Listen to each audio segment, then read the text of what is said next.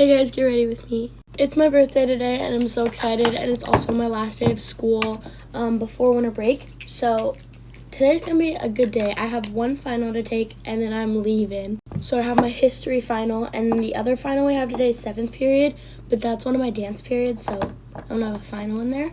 So I'm gonna leave and I'm gonna go to the mall, and my boyfriend's taking me shopping as my gift because he was like, I want you to like get stuff for your birthday that you're actually gonna use, so he's letting me pick it out. I'm very excited. I'm just realizing the way I kind of phrase that makes it seem like he's like not trying, but he also got me, because it's also our 1-year anniversary today, he got me a big 1-year anniversary gift yesterday, which I didn't even know we were getting gifts for, so he taught me there. And yeah, I kind of like, I wouldn't send him a birthday list because like my birthday's so close to Christmas that I don't want to risk getting the same things if I send the list out to too many people. So he was like, you know what, like we'll just go shopping. So we're going shopping. Normally I do try to look a bit cuter on my birthday, but I'm only going to be there for one class period. It's my first period, and that class is literally just all people who are a grade below me. I think I know one of them. And I love her to death, but the rest of them, I don't know you. I don't think you even know it's my birthday. Also, if you can't tell, I am orange, but that's because I self-tanned last night, which means tomorrow, the day I celebrate my birthday, it will be like peak tan. Because it's, for me, I use the Tanologist tanning drops, and I mix it in with this CeraVe nighttime moisturizer, and it always looks so good on like day 2, 3, and 4. And then I also did my lashes. I don't know if you can see them. I don't think they look bad. Normally, for some reason, I was like, oh wait, primer. Okay, cool. Back to what I was saying. For some reason, I was like a fake lash hater. I think it's because I used to have to do them for cheer, and I hated how they felt. Like, I could not stand it. But I think the fact that these are like under the like my real lashes, make it more manageable because I could not do that. But these are the first time I've like worn them past like a day. I think it was the brand I got because I had to film a video for them, but I actually like love them. I think the only things I didn't do for like my maintenance prep was like purple shampoo my hair and do my nails, but I can't do my nails because I have cheer and dance. And my hair, I just, to be honest, never got to it, but it's so grown out. It doesn't look bad on camera, but it's really grown out, and I can't get it redone until like the very end of January, so that kind of sucks, but oh well. I'm literally like hyping myself up to go shopping because I have a wish list that I sent out to people, and then I have a wants list of like stuff I just want to buy, so I'm gonna go off that. There's so much stuff on there, so stay tuned for the haul. But I need to like actually get ready for school because I'm leaving in like 30 minutes, and I keep forgetting like it's not just my birthday, it's not a national holiday, and I can't just like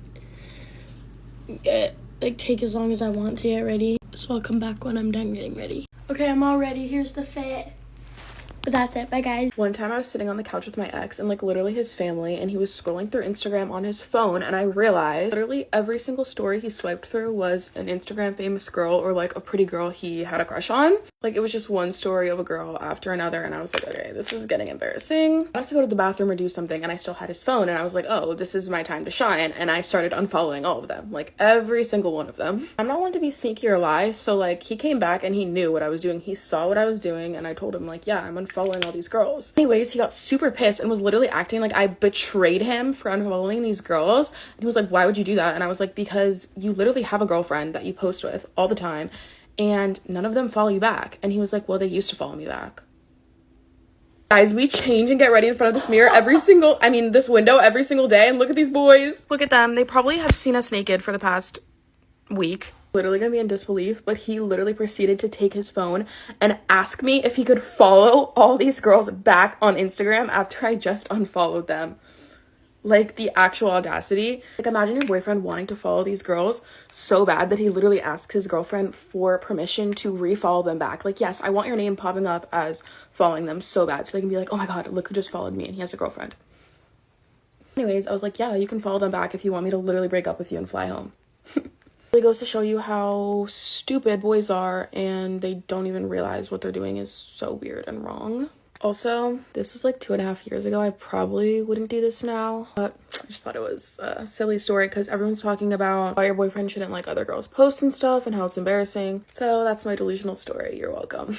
Story time on how I got stuck on the water slide on the cruise. Go on this water slide, you have to weigh a bare minimum of 120 pounds. First day that I tried to go on the water slide, he weighed me and I only weighed 119.6 pounds. And he told me to go eat a sandwich and come back and I could try again. And I literally went and ate a sandwich and tried again, except for I still did not make the requirement. Next day, as I was walking past the water slide, I asked if I could try again, and for some reason, I magically hit 120 pounds. It was one of those water slides where the floor drops out from underneath you and you just free fall. I go on the slide and I have just enough weight to make it to the top ridge of the first loop, but I have to scoot my butt over it to make it down. On the second loop, I did not make it. I didn't have enough weight, so I went up and then I went down backwards. But when I went backwards, I went right past the door. So I was under the assumption that I got stuck in the only part of the water slide where there was no escape. I start panicking. I sit up in the tube. It's humid. It's hard to breathe in there. Water's rushing. Water's in my contacts. I'm trying to see. I realize that I'm in the clear part of the tube. So I look down. I'm on the part of the tube that hangs off the ship.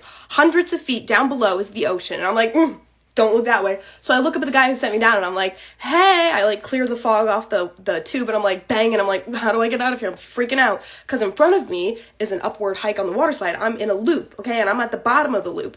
In my mind, it's up and up. I don't know how I'm supposed to get out. Well, he's pointing this way. He's like, go that way. So I moved this way into the water slide, which is like pitch black because it was dark and covered. And that is when I found the escape door. And the guy opened it up and he let me out. Gets me out and he was like, are you okay? And I literally look at him and I was like, that was not fun. And then I just left. And I'm a little bit of an adrenaline junkie, but that was horrifying. No, I don't think you understand. I'm obsessed. Get ready with me to go celebrate Christmas with my husband's family. If you saw yesterday's video, you're probably like, huh? I thought you said they celebrated without you. Well, they did. So my mother-in-law, father-in-law, my husband's two brothers, their wives and their kids already celebrated, like exchanged gifts and everything the day after Christmas. And my husband and I had no idea they were doing that. We literally found out because I opened Facebook and saw a picture my mother-in-law posted of all of them together exchanging gifts. My husband and I were just kind of like in shock because a similar situation happened last year, but kind of a little bit worse. And we were like, is this really happening again? They left us out and didn't even tell us. So we were like talking throughout the day yesterday, trying to decide if we should say something or not. But my husband is just like the type of person where he is just so non-confrontational. He would rather just completely ignore the situation than speak up and say something to hurt his feelings. So that's when I came to y'all and explained the situation, and everyone has been saying like, you need to say something, either you or your husband need to like tell them that that's not cool. And I completely agree. I highly doubt my husband will say anything, but maybe like if that was my family, I'm Italian, we would immediately be in a screaming match. But like we would figure it out and be fine 5 minutes later. But I just honestly could never even see my mom and brother doing that to me. So I know it has to be hurting my husband's feelings more than he is letting on. After talking to y'all, we decided, okay, we need to say something. We just got to figure out the right way to go about it and just how to communicate it without like starting a fight. So in the midst of talking about it last night, his aunt texts us and says his grandma wants us all to get together like we were supposed to and do like our Christmas Eve redo tonight at 5:30. So basically what was supposed to happen on Christmas Eve, my husband's mom wanted us all to come over for brunch, like me and my husband, his two brothers, their wives, and their kids, so that it would be just like the immediate family and we could exchange gifts a little more like privately. And then the rest of the family, like grandma, aunts and uncles, all the cousins and everything, were coming over for dinner on Christmas Eve. So it was going to be a really long day. But we knew it was important to her, so we were fine with it. She kept saying, all I want for Christmas is my boys and their families all in the same room. And it just makes it all the more irritating that she's so hell-bent on us all being together until a certain two people can't come. Then it's okay to leave two people out. But yeah, long story short, we're going to be seeing them today, but there's going to be like a lot of people, his grandma, aunts, cousins, everyone. So I highly doubt there's going to be an appropriate time to say anything. Wish us luck.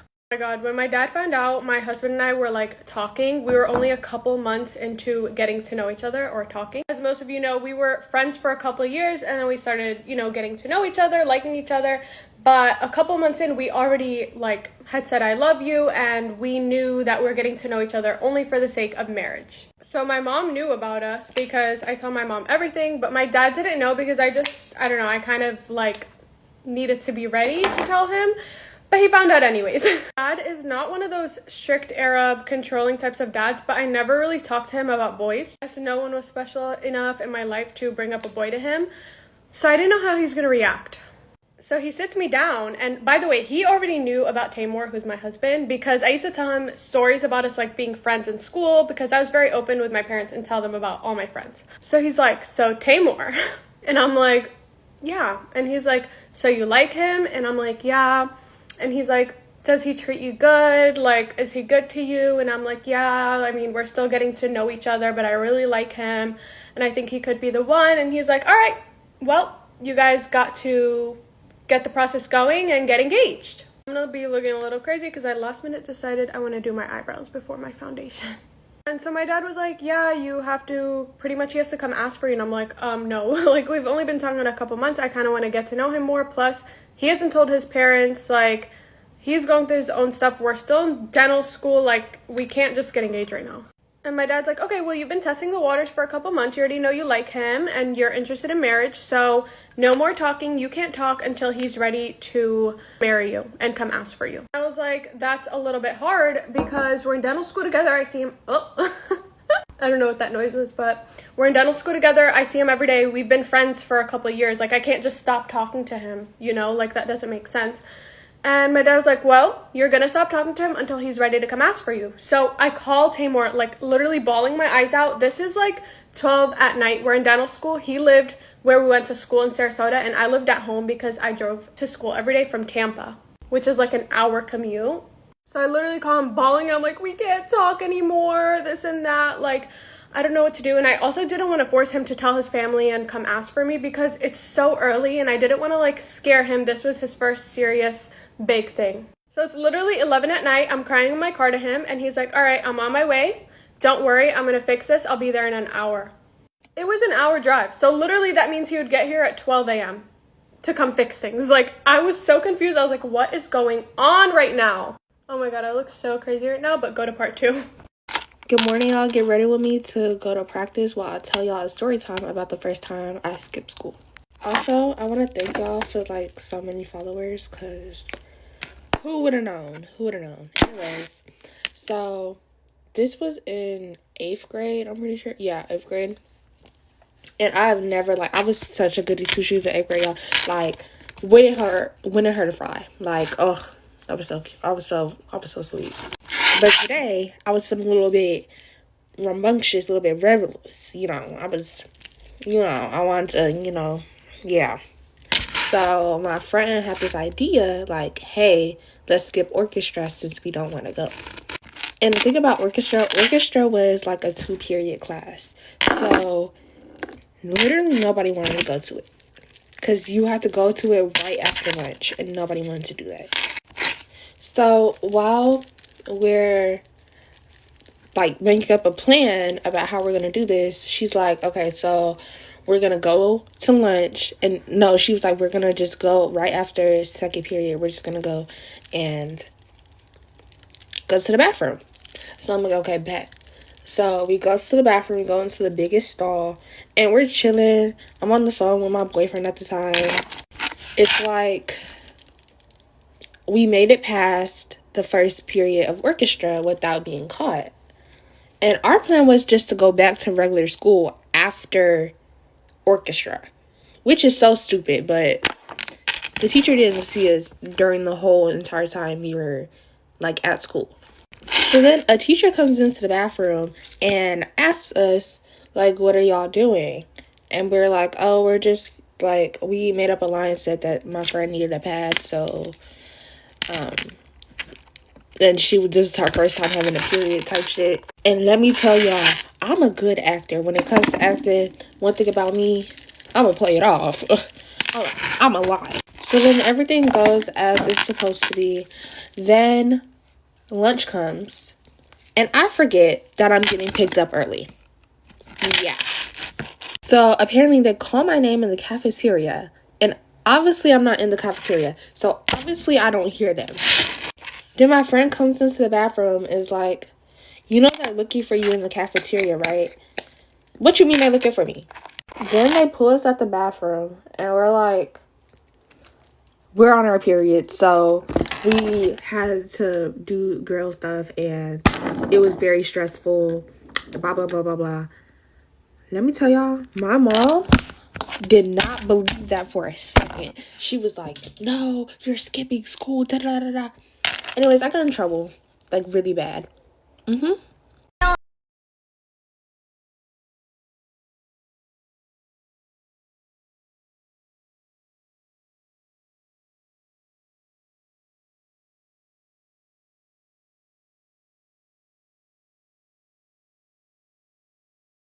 Things don't do what she did. Once there was a girl named Gracie who loved to dance. So one year on her birthday, her mom bought her a pair of black leggings to wear to dance practice. But they could have never expected the terrifying things this would lead to. Gracie put on these leggings and her mom drove her to practice. But at the end of the day, something strange happened. As soon as her mom picked her up, Gracie began complaining that her legs were hurting. Her mom ignored her, assuming it would go away. But things only got worse. When they got home, Gracie had stopped complaining. In fact, at this point, she couldn't feel anything at all. Still, she went upstairs and got changed. But then her mom heard a scream. She ran into her daughter's room and saw she had finally taken off the black leggings. And underneath, all that's left were just bones.